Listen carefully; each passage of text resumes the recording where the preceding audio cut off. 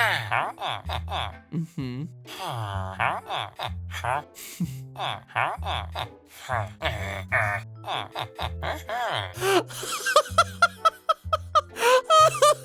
Oh, man.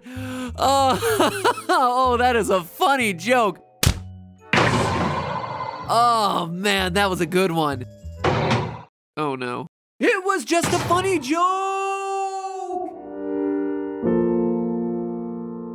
Hello, Internet! Welcome to Game Theory, the show that's as relentless as an iron golem defending a village from a hostile mob, and about as effective as a snow golem trying to do the same thing. So last year around this time, we started to do a big series of videos on Minecraft lore, and while we've covered way too much for me to summarize here, shameless promotion to go watch all the episodes that came before, the overall narrative that we've been constructing was that once there was an ancient civilization of builders who created many of the abandoned structures that we see sprinkled throughout the overworld. Everything from the desert temples to the forgotten mine shafts to the strongholds that house the portal rooms required to reach the end. The only other remnant of that ancient race is you, the player, who is somehow a descendant of the builders. Now, this isn't something that's explicitly spelled out in the games. It's something that we've had to figure out through inference. And, well, a lot of times inference is just a fancy word for educated guessing. After all, this channel is game theory and not game facts. Also, doesn't have nearly as good of a ring to it. But thus far, the ancient builder theory has provided the most reliable and consistent explanation for many of the questions that we have about the Minecraft universe. And today, we get to add a bit more evidence to the pile by talking about something completely new, the Iron Golems, their history, and how it all plays into the wider ancient builder lore. Now, the Iron Golems stick out from among the many mobs in Minecraft for a good reason. First off, they're friendly, which gotta say is a good thing considering that they're among the strongest mobs in the game, beaten only by the Wither and the Ender Dragon in terms of total hit points. Note, however, when I say that they're friendly, I don't necessarily mean that they're friendly to us. Can I kill you? Ah! No! Oh, to be sure, you'll probably get along fine with most Iron Golems if you play nice. They'll attack hostile enemy mobs like zombies and illagers and, well, pretty much anything that isn't a neutral mob. However, their true loyalty seems to lie with the villagers first and foremost, which means that if you attack a villager, you're no longer a friend in the eyes of the golem, and you'd better be prepared for a fight against those iron fists. However, the most interesting part of the relationship between villager and golem comes down to spawn conditions, namely the fact that iron golems will spawn in a village once it grows large enough, specifically once the village has more than 10 villagers and 20 beds. Now, let me be clear, it doesn't seem like this is the result of the villagers creating that iron golem, besides the fact that nothing we see shows villagers creating golems or even suggests that they'd be able to do it. We can turn to my favorite resource, the mob bestiary, to confirm that the golems just kind of show up. Writing about the iron golems, the researcher in the book tells us, quote, "It's not exactly understood how villagers summon their iron golems, but sooner or later, one is sure to appear," end quote. Again, the villagers aren't building these golems, they're being summoned. Or perhaps it would be even more accurate to say that whenever enough villagers gather, iron golems just kinda show up. All of this leaves us with a lot of questions. Where are the iron golems coming from? Why do they seem to be drawn to the village out of pretty much anywhere else in this game? The answer to these questions can be found by examining the origins of the iron golems in Minecraft. And by origins, I'm not just talking about their in-game origins, but the origin story that led to the iron golems being added to the game in the first place. You see, back in 2017, the development team made a post on the official Minecraft blog, which included a note from Jeb, Chief Creative Officer for Minecraft, which said the following: "We were thinking about how to get the villagers to defend themselves, since they don't have arms. The design was inspired very much by the Japanese Studio Ghibli movie with the giant, the castle in the sky. It also has this flower. We made it look like the villagers because obviously the villagers would create a golem which would resemble themselves," end quote. Okay, so there's a lot to address there. First, and perhaps most importantly, the fact that villagers don't have arms? Okay, so obviously that's not true. While it is true that the vast majority of villager types keep their arms covered from view, we can see certain villagers like the Mason and Wandering Traders either wearing gloves or with their hands fully exposed. So while their arms don't move, we know that they at least exist. Though their arms just being big meat loops in front of their bodies would be a convenient explanation for why they seem incapable of building anything. No, Matt Pat, no, that's a bad theory. Bad Matt Pat, bad theory. All joking aside though, I think what Jeb means here is that the villagers don't have arms golems, he means they don't have armaments. They don't have weapons with which to defend themselves. I hope so. Those things being just weird, meaty loops on their fronts is just a weird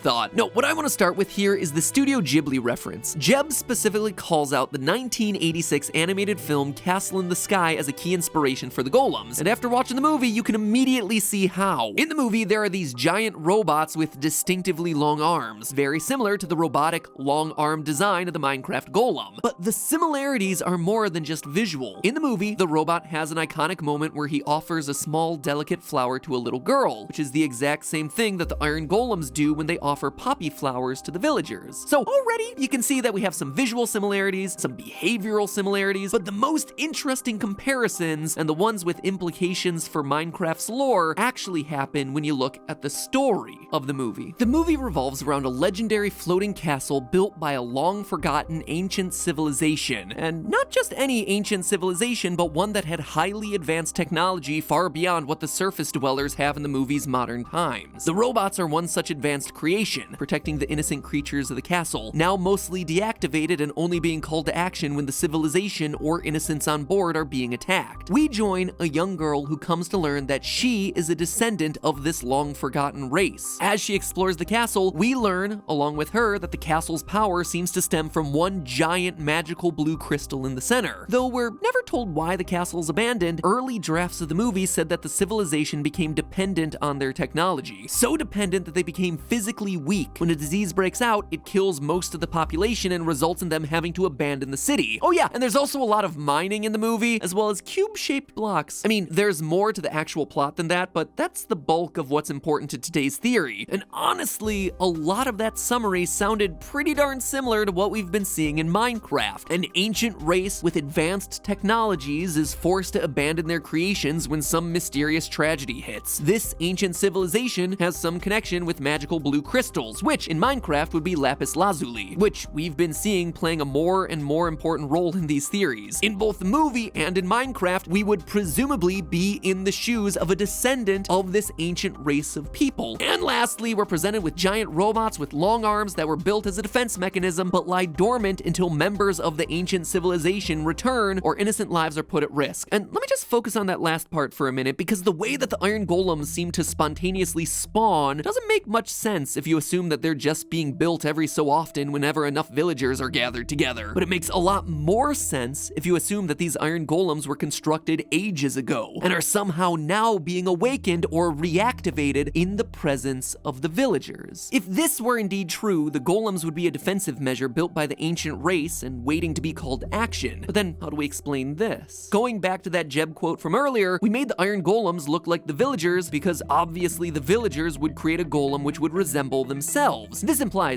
outright says that the Iron Golems were made by the villagers and not the builders. And just to be clear, the villagers and builders aren't one and the same. For one thing, the villagers aren't capable of using weapons or defending themselves. We already went through that whole arms debacle earlier this episode, but we know from the fact that weapons are among the loot that you can obtain in containers in the overworld that some ancient race at some point built and used them. And it wasn't the villagers, so it had to be someone. So how do we reconcile this apparent difference? Do we just say that Jeb is wrong? I don't think so. You see, it starts to make sense if we assume that the villagers and the builders were once one and the same, back in ancient history at a time that the Iron Golems were built. So I'd like to tell you a story that I think explains how the Iron Golems happened, and how the paths of the builders diverge from the paths of the villagers. A story that explains why one group continues to exist in the overworld while the other has seemingly vanished. Admittedly, this is getting into game speculation rather than just game theory, but I think it offers some ideas for all of us to chew on as it regards to the lore. Consider the following. Long ago, there was no distinction between villagers and builders. As a civilization, they evolved and progressed as you would expect builders to, based on everything we know about Steve. They started with basic crafting, creating tools to better interact with their environments, basic weapons to deal with the mobs that they encountered, and eventually progressed to the point where they could begin building homes for themselves. As we've talked about in past theories, they became obsessed with progress, testing the limits of their ingenuity. They colonized land, sea,